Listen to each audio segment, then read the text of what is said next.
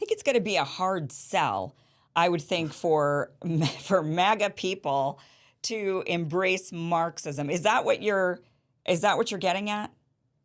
Not at all. What I'm saying is that America, the United States, is facing a long-term society-wide crisis. And this kind of crisis is rooted in the economic foundations of society. And it is leading us to political turmoil that could potentially give birth to a genuine socialist movement. And what we call the left in the United States is not that. And the reason things don't make any sense is because the political situation in the United States after the Second World War was largely based on there being this strong economy. And especially since the late 70s into the 80s and the 90s, that strong economy has been eroded and eroded and eroded. And now we're in a period where there's an economic crisis. And that changes absolutely everything. The left used to operate one way, they don't. The right used to operate one way, they don't. Everyone is totally confused because all the old rules through which political discourse in the United States was crafted no longer seem to apply. We are entering a new period. We are entering a period of a capitalist crisis. And it is only with the science of Marxism that we can understand the nature of a capitalist crisis. There's something else happening, and that's why this picture is so important. This day, June 30th, 2019, was very important.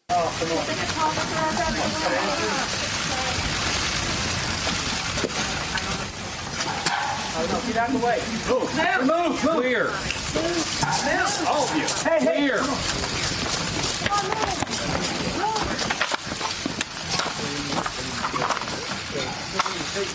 No. Hey. Very good. Hey. Come on. Come on. Move. Guys. Wait till they move. Come on, guys. Wait till they move. Thank you. Thank you, President.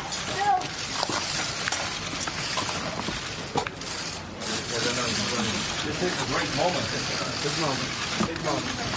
Big progress. Tremendous progress. It was cool. Chairman Kim, how do you feel? 김 위원장님 어떻게 기분이 어떠십니까? 오늘 이제 대통령이 물리선을 넘어서 우리 땅을 밟았는데 사상 처음으로 우리 땅을 밟은 미국 대통령이 되셨습니다. President Trump has just walked across the demarcation line that made him the first U.S. president to visit our country. Hey, I'm over here. I want to call it Chairman Kim. And we got to meet, and stepping across that line was a great honor. A lot of progress has been made. A lot of friendships have been made, and this has been in particular a great friendship. So I just want to thank you. That was very quick notice, and I want to thank you. And it was very important not just because it was the first time that a U.S. head of state ever visited the DPRK, crossed the DMZ. That was certainly important. It was important for other reasons, and it's important because of why it happened. I'm going to read to you what was said by Jim Rogers, a legendary investor. He used to be a friend of George Soros. They had a falling out, and he's a legendary investor. He's an American citizen. He lives in Singapore. And at the time that that happened, this is what he said. You've been to North Korea? Twice. Twice? Yeah. Why? I wanted to see if I could invest. I wanted to see what was happening. The kid is making very dramatic changes. The kid as in Kim Jong-un? Yeah. I don't know his name. I call him the kid. But you think he's making changes where a foreign investor would be allowed in to keep his money and make some money? Not yet, because he will let me in, but the Americans won't let me in. I'm a citizen of the land of the free. You are cannot misreading invest. Kim Jong-un. I went to see the government. The government gave me all kind of promises, blah, blah, blah. I said, okay, fine, but I'm a citizen of the land of the free. I cannot invest in your country. Well, you think you ever will invest in that country under Kim Jong-un? Once it's legal, I hope I'm the first one there. What would you buy into? They don't have anything. Tablecloth, soap, electricity, anything you know about, they need. So therefore, they should be making a deal with President Trump, no matter what that The kid deal has been is. trying to make a deal with America for 3 years. Obama cut it back. The bureaucrats in Washington cut it back when he was trying to. He wanted to sign a peace treaty. Not Obama, but his boys said no. Well, the current negotiations are about whether they get rid of their nukes or not. That's what that's all about. Are we going to get rid of our nukes in South Korea? I don't know, Jim. I can tell you. No. I can tell you. We're not. And that's one reason the deal may falter. Now, you're going to say South Korea doesn't have any nukes. What? We had 30,000 American troops in South Korea. If something happened that afternoon, the nukes would be there from Okinawa. So your opinion is that President Trump will mess up the deal or possible deal with North Korea. Is that what you think? That seems to be the only risk. I don't know if he's going to. I hope he doesn't. I hope he doesn't, because the Chinese want it, the North Koreans want it, the South Koreans want it, the Russians want it, everybody wants it. The risk is that Mr. Trump or his people will mess it up. Why are you so down on Mr. Trump? I'm not down on Mr. Trump. Yes, I want this deal to go through so I can invest in North Korea. No, I want it to happen. I would like to invest in North Korea, but I'm not allowed to because I'm an American and it's illegal. You will be a country of 80 million people on the Chinese border, which is a huge market. The transportation and railroads on the East Coast and the West Coast could open up again. You could tie into the Trans-Siberian Railroad, and you could join your country into the Belt and Road. Take away the soldiers, let the people come and go their own selves or with their capital and expertise and anything else. Now, when you have a billionaire talking about how excited he is to be able to do business with the most communist country in the world, and the reason he gives is because he sees that it could tie in to something called the Trans-Siberian Railroad and something else called the One Belt, One Road Initiative. That's because at the same time that our Western capitalist economy is crashing and burning, there is an alternative economy. And many of the other speakers who spoke today very articulately explained it. There is this other alternative economy that is emerging. I've been to both North Korea and South Korea, and I'm on this program because I want to talk to the people who watch your show and make a serious point that we're in the process of moving towards a nuclear war. And they have never experienced that, but the Korean people know very much what war is like, and they're not for it. And the people of South Korea don't want war any more than the people of North Korea do. And they showed that at the Olympics, when in the opening ceremonies, when they cheered with great joy the fact that the North and the South were marching together. I won't try to answer and debate you on everything you've said. This is your show. I'm not debating it. No, that's a sincere. Well, that's a sincere question. I only have a couple of minutes, but what I want to talk about. You're not going to answer the question? What I want to talk about is what I think is really of importance to the people of this country. That is that there's a group in Washington that really wants to push for a war. The Korean people don't want it. People here don't want a war, but they don't know what a war is like. They think you just push a button somewhere. Well, but hold on. Let me just say that I've never said this to a communist before, but I actually agree with you. I don't want a war in Korea. And I think there are people in Washington who are pushing for it. I think you're absolutely right there. That Donald Trump is the greatest threat to the national security of our nation at this moment. But would you make concessions to North Korea to keep talks Not at this point. There are no concessions to be made. He has traded a photo op for nothing. He has abandoned by shutting down the operations with South Korea for the last year and a half. So those operations, which should be, and those exercises, which should be active because they are in our best national security, the relationship that we have with Japan, he has in every way compromised our ability to have any influence on slowing down or at least having a check and balance on North Korea's nuclear program. How did this stop? This was a great moment. June 30th, 2019. The leader of People's Korea and the leader of the United States shook hands. They met, the first president ever to visit the Democratic People's Republic of Korea. We had Donald Trump trying to make peace with a country that is still technically at war with the United States. Donald Trump was trying to open the door to peaceful reunification of the Korean Peninsula. There would be hope to bring the troops home from South Korea. There would be hope that there could be denuclearization, that North Korea wouldn't feel threatened anymore, that there could be no more bombs and weapons, and the people of Korea could reunify.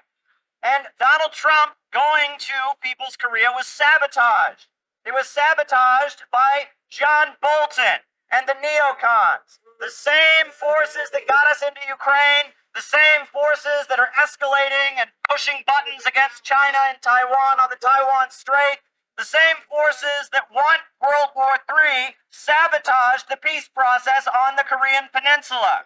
We're here to say, finish what Trump started. We want peaceful reunification of the Korean Peninsula. We want U.S. leaders and the leaders of People's Korea to sit down. We would like to see trade between the United States and People's Korea. We would like to see those railroads in South Korea that have been built. We'd like to see them in action and see the Korean people trading with each other. I think that it's unfortunate that we have someone on the stage who is attempting to be the Democratic nominee for President of the United States, who during the Obama administration spent 4 years full-time on Fox News criticizing President Obama. That's who ridiculous, has spent full-time, That's who ridiculous. has spent full-time criticizing people on this stage as affiliated with the Democratic Party. When Donald Trump was elected, not even sworn in, buddied up to Steve Bannon to get a meeting with Donald Trump in the Trump Tower, fails to call a war criminal by what he is as a war criminal,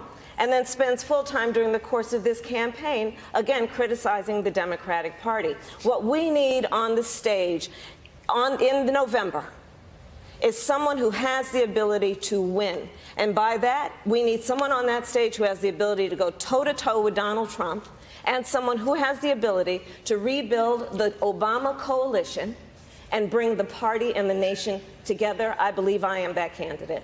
Thank you, Senator. Congresswoman Gabbard, I'll give you a chance to respond. What Senator Harris is doing is unfortunately continuing to traffic in lies and smears and innuendos because she cannot challenge the substance of the argument that I'm making, the leadership and the change that I'm seeking to bring in our foreign policy, which only makes me guess that she will, as president, continue the status quo, continue the Bush, Clinton, Trump foreign policy of regime change wars, which is deeply destructive. This is personal to me because I served in Iraq. I left my seat in the state legislature in Hawaii, volunteered to deploy to Iraq, where I served in a medical unit where every single day I saw the terribly high human cost of war. I take very seriously the responsibility that the president has to serve as commander-in-chief, to lead our armed forces, and to make sure always, no, I'm not going to put party interests first. And so the only viable option that I see before us today is a diplomatic one. And that can only be pursued if two things happen. One is that we negotiate directly with North Korea and Kim Jong-un.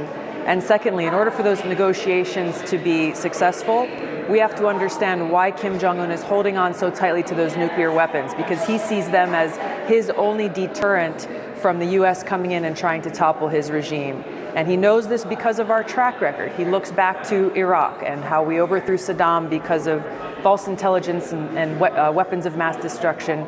He looks to Libya, and we see how even after Gaddafi was promised by the U.S. that if he gave up his nuclear weapons, we wouldn't go after him, then we went after him and took him out. He looks at what we are still doing in Syria and trying to overthrow the Syrian government of Assad, sees what's going on with Iran and how people in the administration and Congress are increasing this rhetoric to go after Iran and overthrow their government. So there's a long track record here that must end, not just, through words, but we actually have to end this regime change policy for North Korea to see that we're serious about peacefully negotiating to de-escalate and ultimately denuclearize the Korean Peninsula. If you put yourself in Kim's position, you see how the United States has broken previous agreements that were made. You look at what happened to Gaddafi in Libya, where Gaddafi was promised, hey, if you get rid of your nuclear weapons program, we're not going to come after you.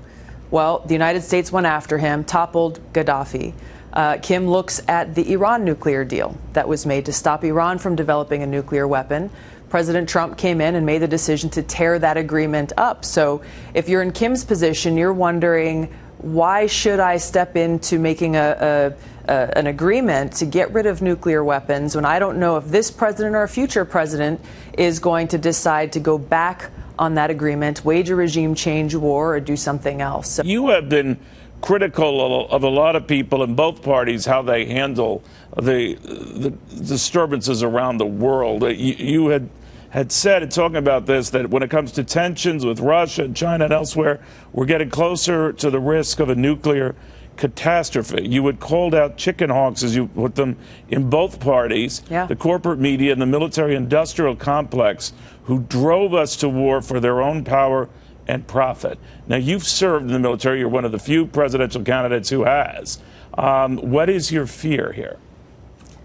Look, the concern is that nuclear strategists are saying exactly the statement that I just delivered, that we are at a greater risk of nuclear war now than ever before.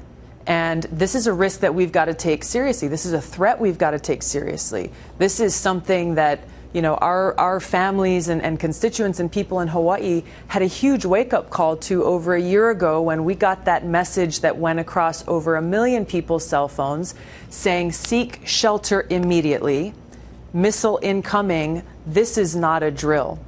So people were running, they were terrified, looking, where can we find shelter? And the insanity is there is no shelter.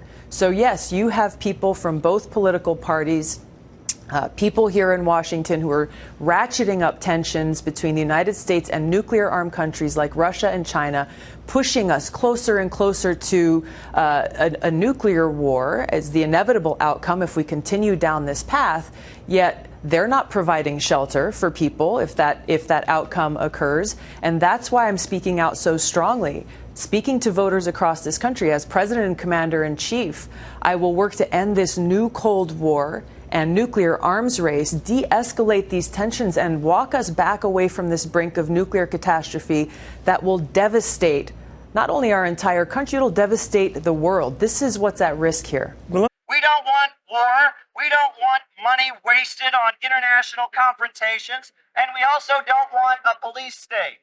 And at the same time that the big bankers who control Joe Biden, the Silicon Valley monopolists and fascists, the same forces that control Joe Biden, are waging a war not just around the world, but against the American people.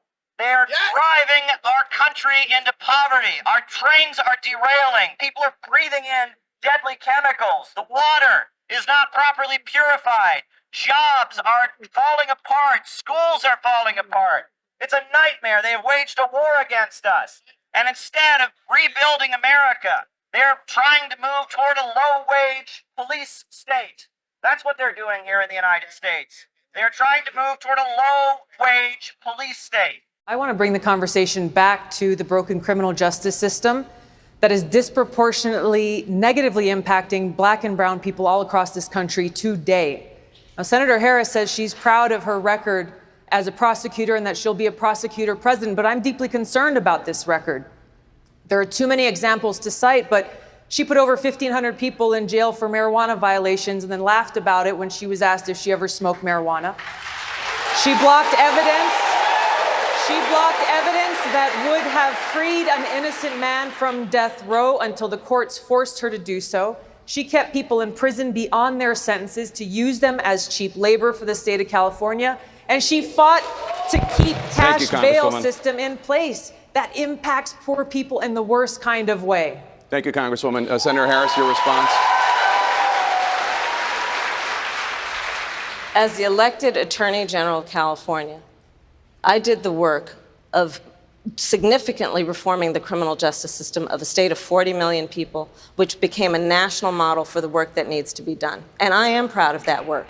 And I am proud of making a decision to not just give fancy speeches or be in a legislative body and give speeches on the floor, but actually doing the work of being in the position to use the power that I had to reform a system that is badly in need of reform. That is why we created initiatives that were about reentering former offenders and getting them counseling. The bottom line is, Senator Harris, when you were in a position to make a difference and an impact in these people's lives, you did not. And worse yet, in the case of those who were on death row, innocent people, you actually blocked evidence from being revealed that would have freed them until you were forced to do so. There is no excuse for that.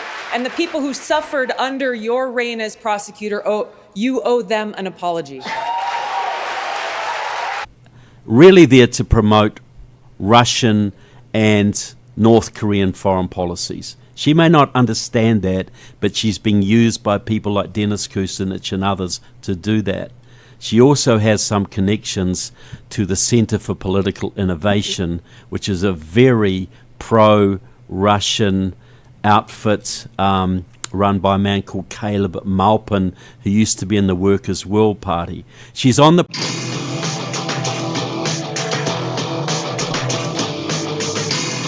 Fault lines. Welcome back to Fault Lines on Radio Sputnik. My name is Jamal Thomas. I'm joined by my co-host Shane Stranahan, coming to you live out of our station in Washington, D.C. Joining us is Caleb Maupin, speaker, writer, journalist, political analyst, and author. His new book, Kamala Harris and the Future of America, an essay in 3 parts, examines the life of Kamala Harris and puts her rise to prominence in the context of changing U.S. political discourse and the geopolitical stage.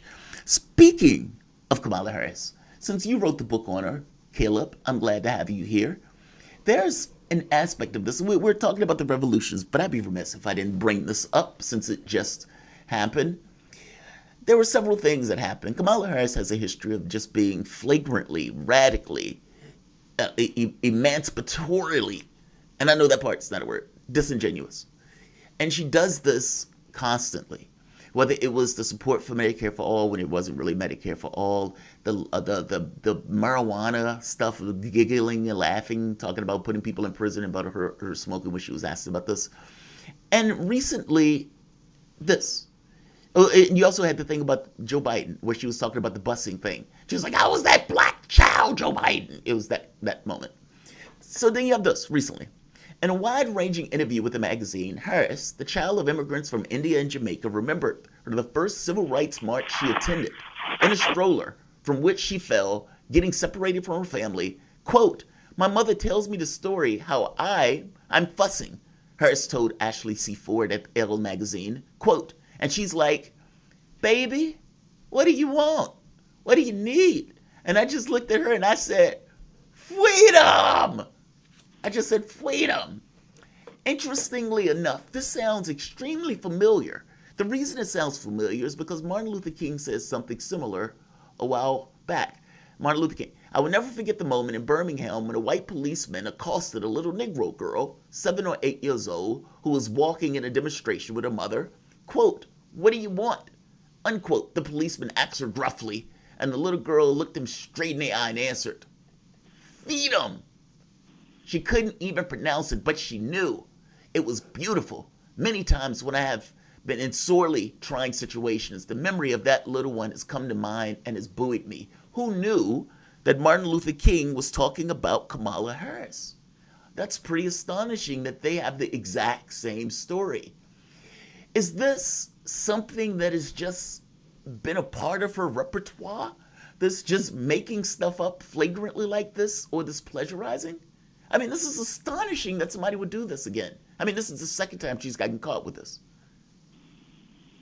Well, is it possible that similar incidents took place? I mean, let's not rule that out. And to be fair, is it possible that perhaps Kamala's mother made this story up and told it to Kamala, and she believed it, and her mother's the one who plagiarized it from Dr. Martin Luther King, as many parents will take cute anecdotes about other people's children and make them about themselves. And we really don't know the basis of this. But I think the reason this is getting so much play is because of Kamala's long record of being disingenuous. Many people see Kamala Harris's attempts to paint herself as this iconic, figure associated with civil rights, who was so adorable as a child. Look, you could buy a T-shirt with an image of her 10-year-old self on it. Many find the Kamala Harris attempted mass-marketed personality cult to be a little bit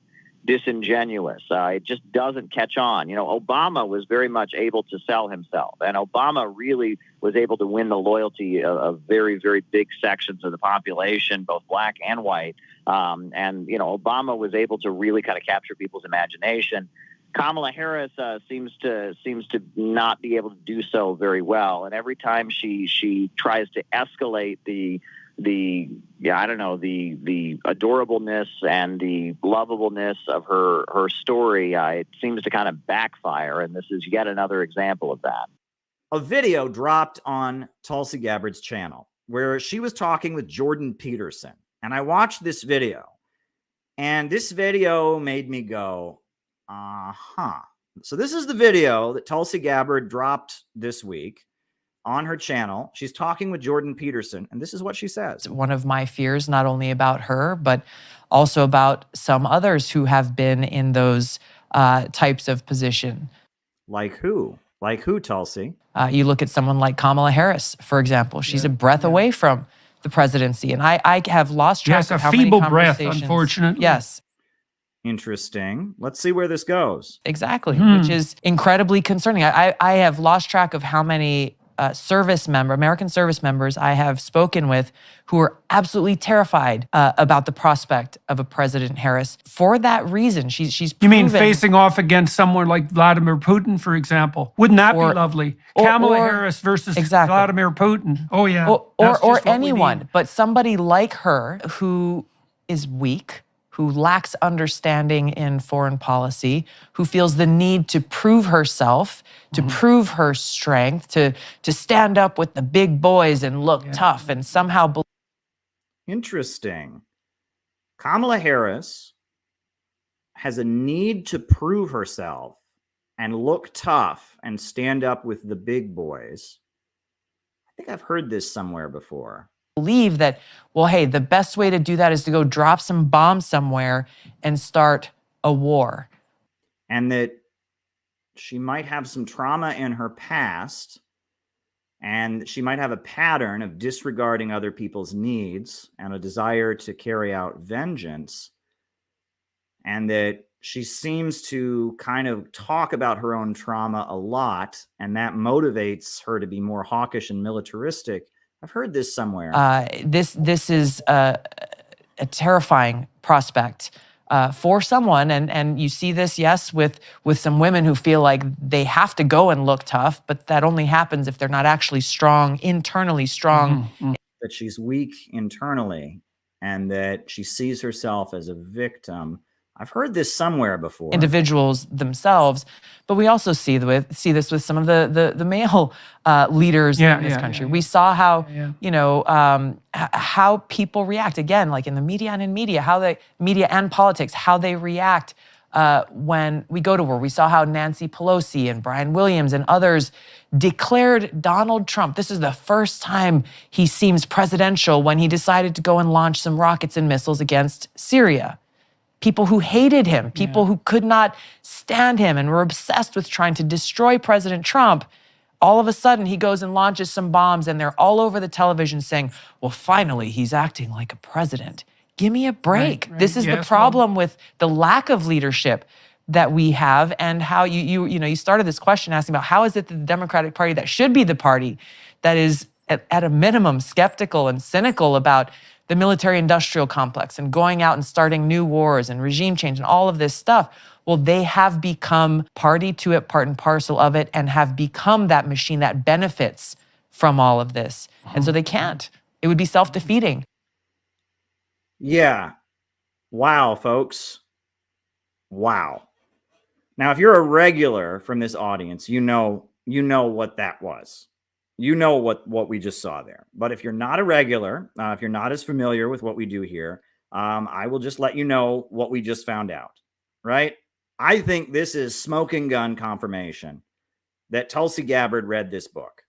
This is the book that I put out in September of 2020. Kamala Harris and the Future of America. I wrote this book. It was the second book that the Center for Political Innovation published, maybe the third. It was one of our earliest books. I think it was the second book we published. We published the Green Book, and then I published this book. And I wrote this book because someone who is friends with Kamala Harris's father approached me and told me about Kamala Harris's father, and told me about Kamala Harris and how she's estranged from her father, and told me about how she sees herself as a victim. And I was presented with information about that. Plus, I was presented with information about how Joe Biden's staff didn't want to pick her as the running mate. And so I did a lot of research, and I mean, it was pandemic time. I was in lockdown. I couldn't go anyplace or really do much. So I just spent, and I wrote a very short book. This is like 120 pages long, Kamala Harris and the Future of America. It is a psychoanalysis of Kamala Harris, and it is an explanation of the divisions within the deep state that led to her becoming the nominee. We saw what happened, what's been revealed about January 6th. That was a setup. We saw that those people were led to do what they did. for propaganda purposes. We call for an amnesty. We don't endorse what the people did, but they were enabled to do it and set up to do it by the American government. The FBI, the Secret Service, other agencies enabled what happened on January 6th to happen.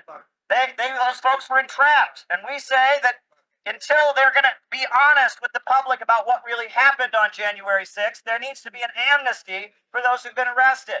And the same goes for the Uhuru movement. A group of black revolutionaries, black activists, had guns pointed in their faces, drones flown into their homes. They were terrorized and accused of being Russian agents. Why? Because they were organizing for the rights of black people, organizing for the rights in their community, providing services that were not available in their community. The latest group of Americans to find their constitutionally protected opinions become felonies are, believe it or not, an organization of black nationalist left-wingers who oppose the war in Ukraine.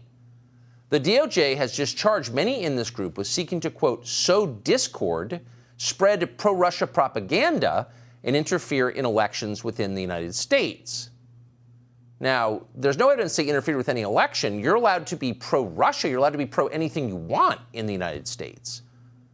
Saying things the government doesn't like, having unfashionable opinions or opinions that are out of step with Joe Biden's opinions, that is not a crime.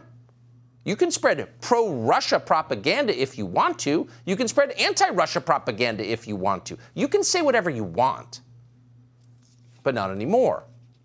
According to the indictment, the criminals in question, quote, wrote articles that contained Russian propaganda and disinformation. Huh? They also gave speeches and posted videos that annoyed the State Department. Here's one of them. There's a discussion about Russian military border buildup on its border with Ukraine and how this represents a terrible threat to Ukraine by Russians. But there is no acknowledgement of the history that took us to this place, how the U.S. overthrew, participated in facilitating the overthrow of a government in Ukraine that was friendly to the Soviet Union, nor does it talk about the history of this relationship between Ukraine and Russia. This is an ongoing aggression. It did not just start. It's been going on for a while, but the U.S. government relies on the ignorance of the people in this country and much of the world that's facilitated by people like Zuckerberg. The fact that the Democrat elite in permanent Washington are able and willing to use the power of law enforcement to go after and target their political opponents, everyone from parents who have the audacity to go and attend a school board meeting because they're concerned about their children's education, all the way to a former president, is evidence that our country is no longer a functioning democracy or truly a free country. It's time for us, we the people, to vote out these anti-democracy politicians and take our country back. One thing that I will also add that is worth pointing out is I think that Biden in particular has had a grudge against the Uhuru movement for many decades, because in 2008, when Biden was running as vice president under Obama, the Uhuru movement disrupted Barack Obama's speeches in St. Petersburg, Florida. And it made national news that black activists from the Uhuru movement, they stood alone among the black activist community for calling out Barack Obama to his face, for saying that he wasn't taking action around police brutality, saying that he wasn't really moving to stop the home foreclosure crisis the way he said he was. And it got national attention during the presidential campaign of 2008 that this group of black activists were willing to expose Barack Obama for what he was. We saw that all the issues the black community was concerned about got worse under the Obama administration. And that, you know, by the time Barack Obama had left office, Baltimore had gone up in flames and Ferguson had had months of rioting, and that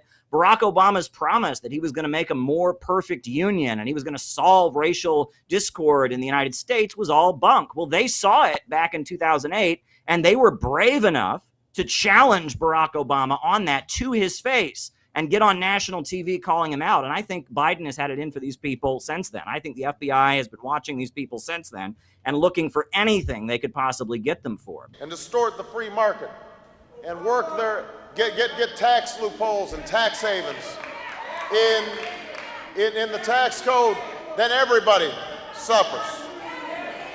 And when our government fails, Hold on a second. What's happening there? Hold on a second.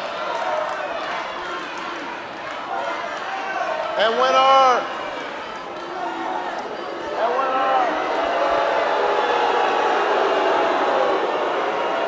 That's all right. That's all right. Listen. Excuse me. And when our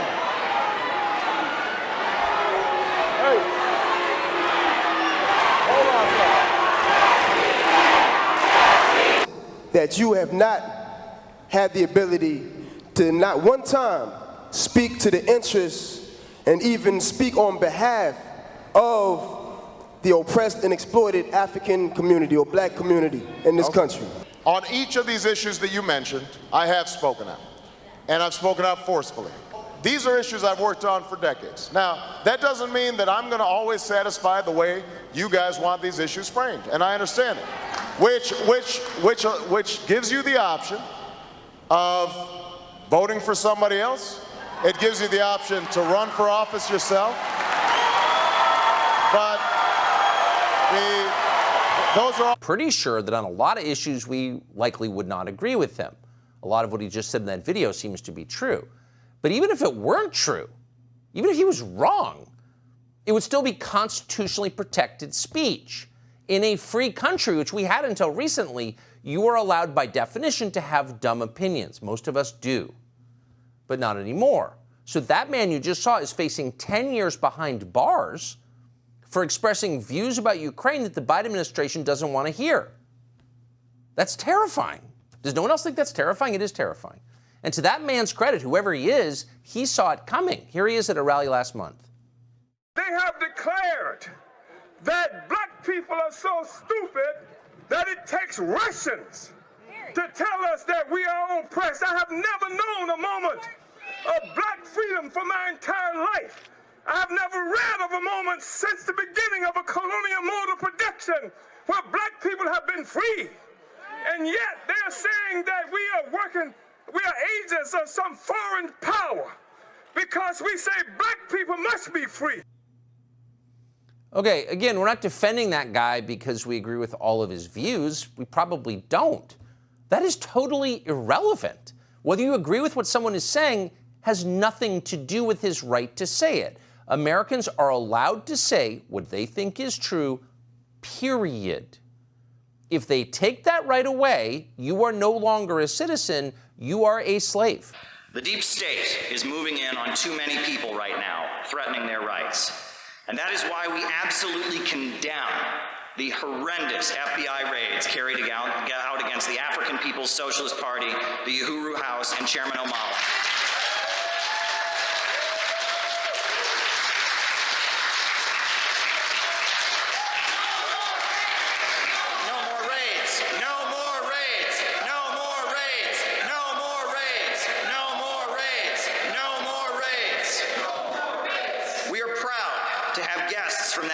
Here today to show that we are not afraid, we are not intimidated, and that we offer nothing but unequivocal full support and solidarity to them while they're under attack. Please stand up, comrades.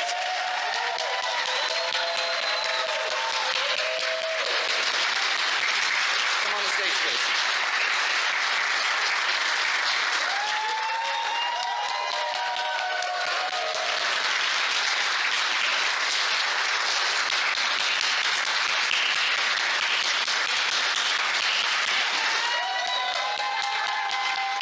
I think it's going to be really interesting to see how, not just how, you mentioned, you make great points about all of these people that say, oh yeah, Black Lives Matter, and they're not really saying anything about these arrests and these indictments. But I'm going to be interested to see how people on the right, this is a socialist group, the Uhuru movement, but it'll be interesting to see if people on the right, who are, of course, very anti-socialist, anti-communist, if they will also speak up on behalf of this group, because this is no different than what happened to Trump.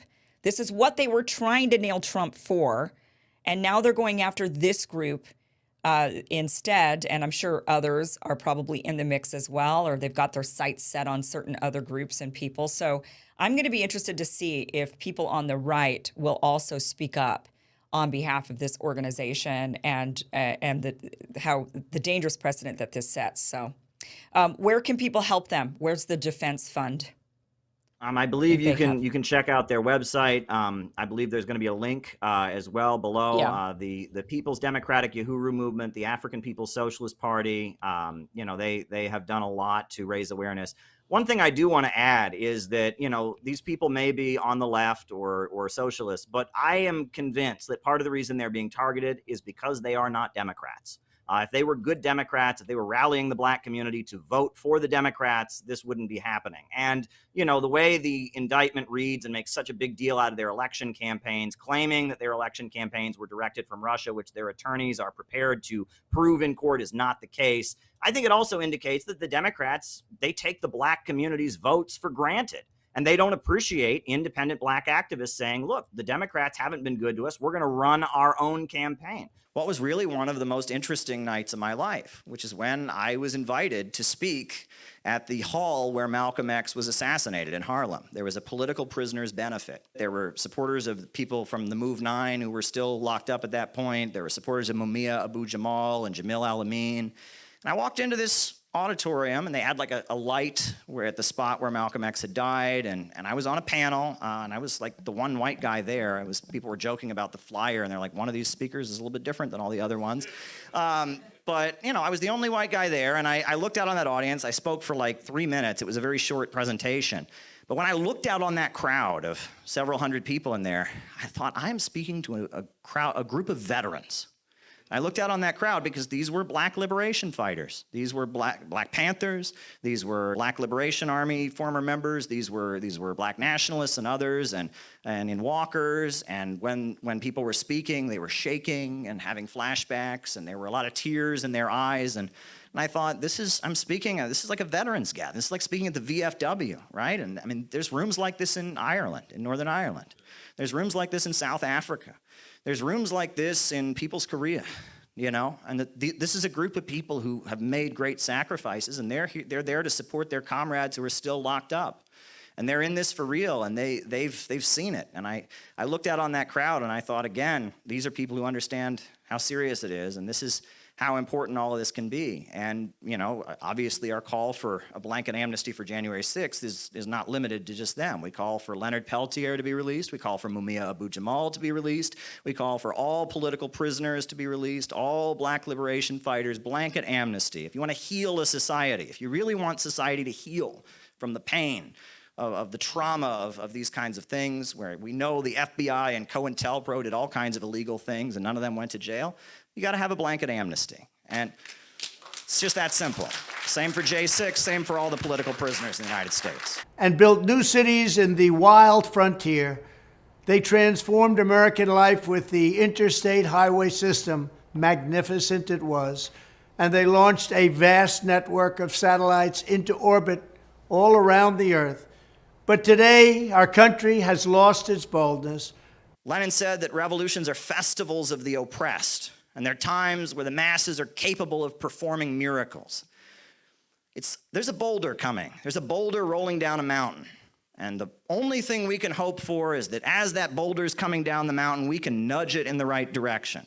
It is a delusion to think that it's going to be our ideas or our activities that are going to cause the crisis that leads America to socialism. No, the crisis will come from the system. It is our intervention that will push the crisis in the right direction and intervene. And we will use our knowledge and our scientific understanding to try and push the explosion that comes in the right direction. But that's all we can do. The masses are the real heroes, and they will assert themselves. It's our job to try and guide them to do it in a way that it leads to something better. And that's where I disagree with so much of the left pessimism. I mean, there's so much writing out there that just says, oh, there's no hope, it's all going to fall apart. Well, I'm sorry, but when the Roman Empire fell, it wasn't replaced with something better than the Roman Empire. And if we just sit back and say, oh, it's all falling apart, burn it down, tear it down, they could burn it down and tear it down, we could get something a lot lot worse. You know, I don't like the way things are in the United States, but I really like water coming out of the faucet when I turn it on. I really like the light switch, you know, turning on. And if you're in a society that's collapsing, that doesn't happen, okay? So as much as you have this cathartic, woke, I hate this racist America, it's like you also like the water turning on, right? You also like the light switch coming on, and that could not happen if we entered a collapse. So maybe we shouldn't be telling working people that's what we want. Instead, we should be putting forward real solutions. It seems like common sense, doesn't it? So much of what we say, right? The left has lost their minds in so many ways. I'm here at New York City May Day. We have been through the crowd. There is not a single anti-war sign here. There's not a single sign supporting Julian Assange. There's not a single sign supporting the Uhuru movement. This is basically just a woke gay party in the street to support Joe Biden and denounce Donald Trump. So, but I don't know if we have the same, maybe I'm not thinking it through thoroughly, but do we have a conservative, economically conservative, and socially conservative group in America? That almost sounds like what you're almost proposing in some ways. I mean, that would almost be like Nicaragua in a way. I think it's very interesting that Donald Trump's recent speech about the quantum leap emphasized that he was going to build new model cities, because you know what country has been doing that for years? That's China. Yeah. I mean, that was Yeah. Deng Xiaoping. That's what he was famous for, was building model cities. And Xi Jinping just recently built the Saigon area as a model city, right? And that is something very much that the socialist bloc has emphasized, this notion that the duty of the leader is to oversee economic growth and control the means of production to make sure that living standards continue to rise. That is very much a Marxian concept, and that seems to be what a lot of Trump's base wants to hear from him. We should hold a contest to charter up to 10 new cities and award them to the best proposals for development. In other words, we'll actually build new cities in our country again. These freedom cities will reopen the frontier, reignite American imagination, and give hundreds of thousands of young people and other people, all hardworking families, a new shot at home ownership and, in fact, the American dream. Another big opportunity is in transportation.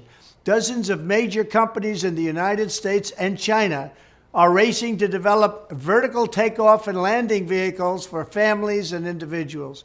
Just as the United States led the automotive revolution in the last century, I want to ensure that America, not China, leads this revolution in air mobility.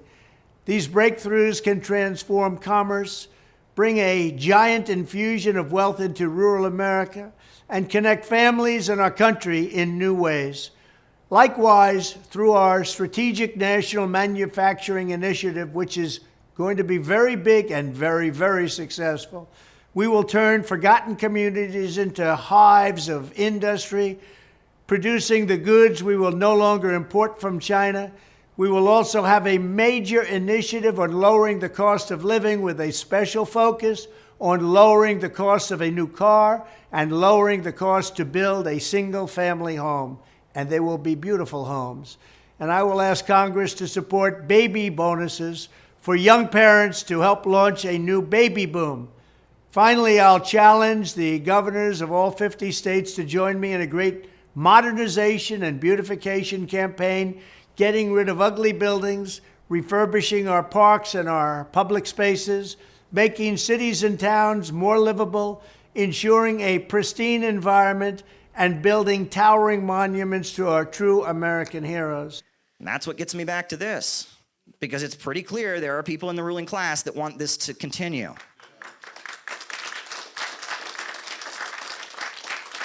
But more than that, I started out this talk by reading the quote from the legendary investor Jim Rogers. And there are people in the United States, in the capitalist class, that are tied into this new emerging economy. And that creates an opening for us. And we would be fools if we did not figure out a way to fit ourselves into the crack to break this whole thing down. We would be fools if we didn't do that.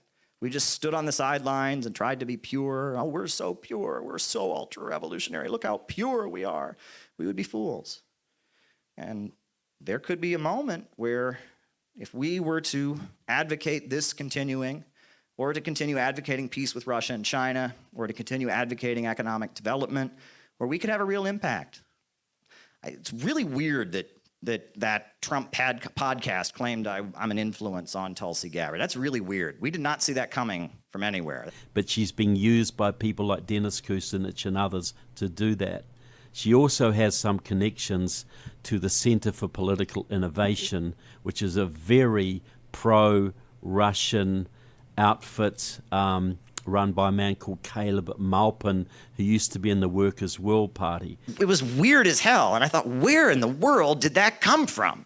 But you know what? If we're helping Tulsi Gabbard to push an anti-imperialist line, if she's listening right now, Tulsi, do not acknowledge me. Please, do not. If you do not even think about giving us credit, do not even think about getting photographed with me. We don't want to hurt you in that way. But if you're listening and you're learning, if you're studying scientific Marxism, good for you. And I hope you keep doing it. And I hope that one day after President Tulsi Gabbard is elected president, the CPI delegation is on Air Force One going to People's Korea to reestablish diplomatic relations.